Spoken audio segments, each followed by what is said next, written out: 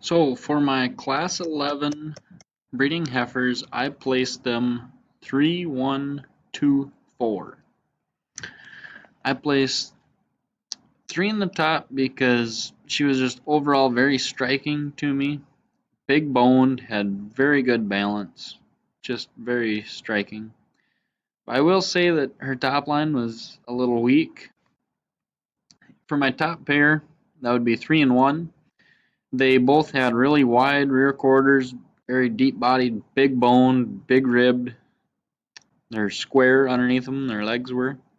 I will say that one had a little better stride and a little nicer groomed than 3 was, but one didn't have as big of bones or as much capacity, not as big a ribbed as 3.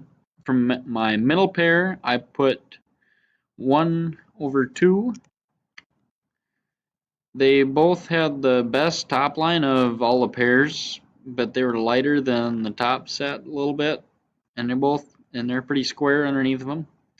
I will say 2 was a little better than 1 because she was a little better balanced, and she also had the best top line in my opinion of the whole class. But the reason why she's under 1 is she wasn't as big boned, had less capacity, and just overall not much rib to her. My bottom pair, I had 2 and 4. They were both smaller boned, smaller ribbed, smaller framed, and didn't have much capacity.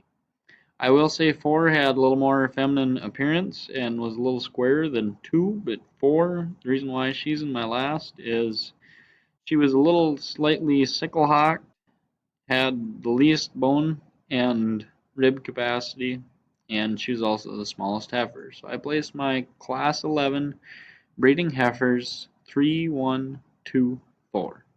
Thank you.